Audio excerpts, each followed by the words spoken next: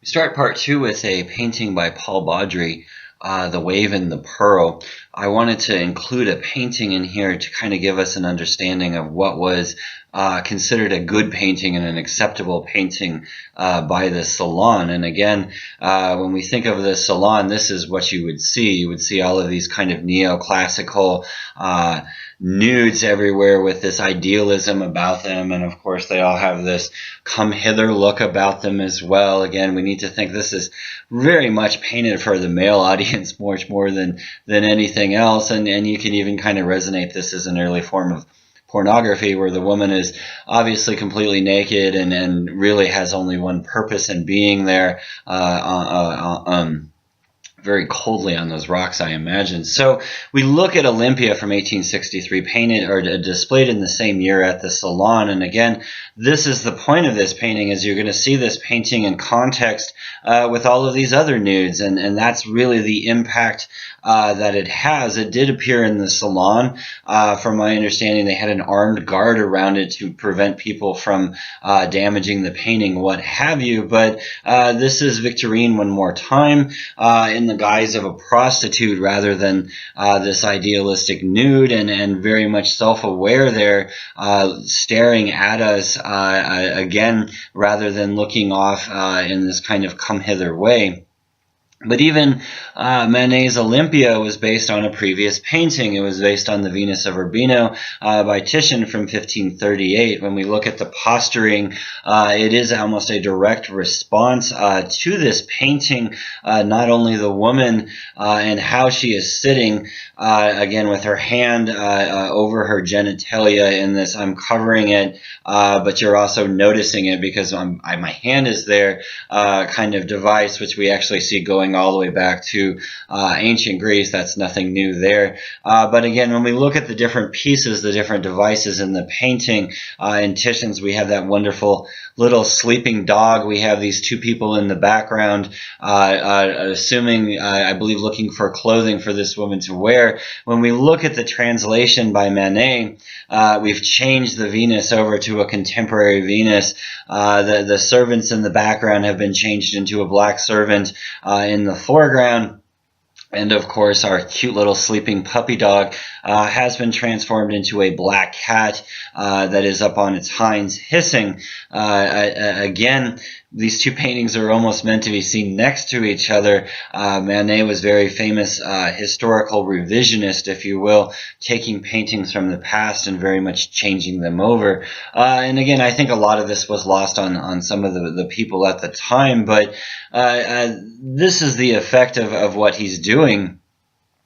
One of the more famous paintings we have from this period is Music in the Tuileries, and this is a very interesting painting because we really do get kind of this perspective or scope into what the upper middle class would be doing. Again, I think it's funny that everyone is always dressed like Abraham Lincoln in this. You have the very famous stovetop hat and you know, that black coat. And if we think about this in context, 1862 of what's occurring in America, of course we have the American Civil War from 1861 to 1864.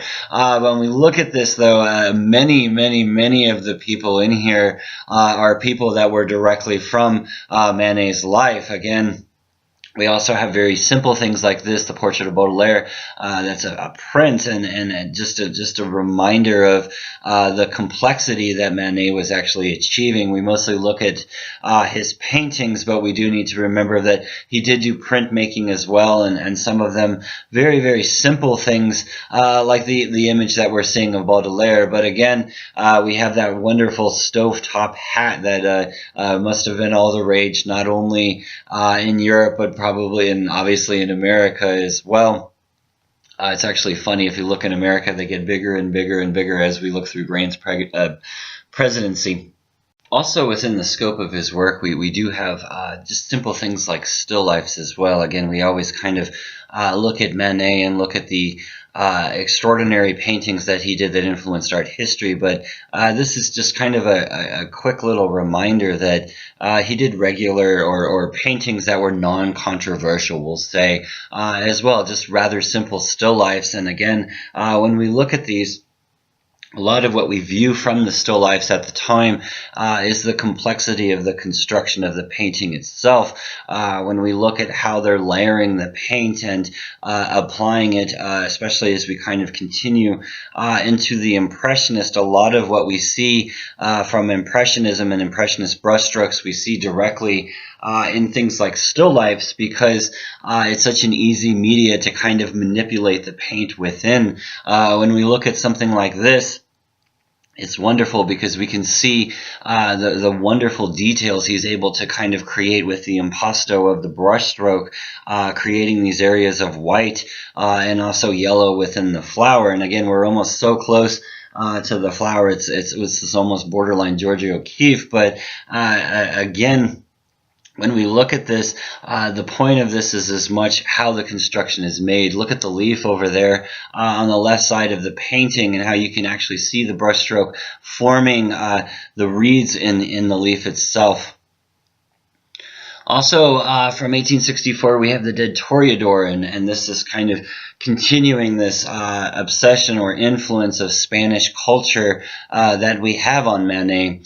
This is a very interesting painting to study within Manet, because this is actually a segment of a much, much larger painting that he was trying to work out, and honestly, he just never was very good at painting bulls from my understanding. So he actually cuts this canvas up into two larger pieces, and this is the piece that's down at the bottom, but it's very peculiar to me because in some ways it almost seems unfinished. We have this Dead Toreador in this space, but the space is very undefined. He's almost floating in the space itself. This is the second segment I was talking about, the bullfight, and this is, from my understanding, the upper left corner. And again, when we look at this, a much different approach to the painting itself, much more fluid, much more hazy, almost borderline impressionistic, rather than this very, very strict realism that we see from the first part of the painting. Again, we have this full view of the background. We can even see remnants of these bowls that he had attempted kind of poking through on the bottom. Again, when we look at this painting, it is a kind of an awkward composition because of just these rough elements of the bowl that are kind of sitting at the very, very bottom of the picture plane. It's almost like you need to either push the bowl and paint the whole thing, or just remove the bowl altogether and concentrate on the other gentleman. But again, when we put these two paintings in combination, I believe that this is actually what they would have looked like together, and you can kind of fill in the gaps and the rest of it. But the idea is we have this Dead Toreador in the foreground, and then in the background we see the rest of the ring. And again, to me, it's very interesting just because of the stark nature of the comparison of the images and how much Manet is actually kind of creating two different images altogether within one painting.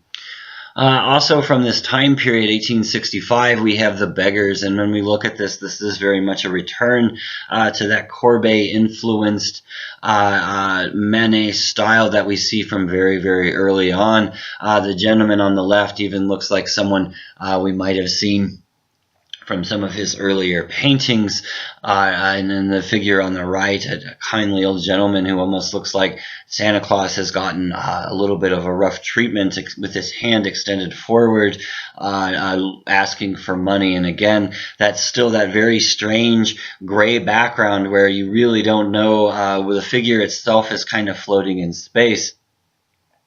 We do know that these two paintings are directly influenced by two paintings by Velázquez that were done quite a bit before this. And again, when we look at Manet, if there's one artist I can really think of that is a tremendous influence on him, besides Courbet, it would be Velázquez. And this isn't so much the idea simply of how he's painting, but also the subject matter. And again, when we look at Velázquez, he had this habit of kind of showing lower class people as well, even if they were in the guise of religious figures, as we see here. But his painting style, this very, very quick style that he would do, is something we see a direct influence on Manet. Spanish woman wearing a black cross, again, the continuation of the influence of Spanish culture, and just to kind of continue the thought we were having, when Velázquez would paint, there was a lot of immediacy to what he was doing. He was able to render things very quickly in front of him and not do a lot of underworking, as you would say. And again, when we look at the artists from this period, a lot of them are influenced by Velázquez for that reason, this immediacy of being able to construct paintings and using kind of the theories that he would have on how to do that. That's really what we see as this influence directly into the work of Manet. Again, a woman at her window here having this kind of Spanish flair, and I actually think I've heard that this composition was based off of a Watteau composition as well. Manet, of course, borrows so much from so many different people. But when we look at this again, this very, very thick use of black, which I think is very interesting with Manet. In this, we have this black fan in the very, very center of the composition, and then he kind of works the rest of the composition around this black void in the center. And again, when we look at this woman's face, when we look at Angelina's face, and the highlight of it is very much brought out by the fact she has such a dark fan underneath her. Woman with a Parrot from the Metropolitan Museum of Art. This is Victorine for the last time for several years. And again, we have this gray background that we've seen with the Dead Toreador and a few other paintings from Manet. But this is an interesting painting when we kind of think about it in context of what's occurring. Again, Woman with a Parrot. This isn't a portrait of someone famous, but it kind of fills in that way. If you really look at all of the elements within this, it's very interesting. I've actually heard that this painting is about the senses. We have the lemon down at the bottom, which would be taste, and we have a parrot, which would be the voice. And if you looked very closely, she's holding a monocle, which would be sight. We also have this aspect of Manet where he's very interested in the military, and we actually see quite a bit, we see a bit, I would say, of paintings by him with this kind of fixation. As we kind of continue down the road, we'll see a little bit more of this, but one of the more famous early painters we have is the Pfeiffer from 1866. This young lad wearing the French uniform and being the Pfeiffer that he is. And again, this is just a very good portrait of a young man. If we look at the intensity that Manet has with this dark coat, again, balancing out of the rest of the composition through the center. Moving forward, we have a portrait of Emile Zola, and this is another one of these wonderful paintings that you can kind of pull apart and dissect. We have Zola in the foreground, but we do have all of these wonderful Japanese elements, and we do have the World's Fair coming up in 1867, and this is kind of what we have as our direct influence on these later paintings and from 68 forward. When we look at this, we have a Japanese screen in the background, but we also have a small Japanese portrait along with a smaller version of Olympia, and behind that we do have another painting by Velázquez.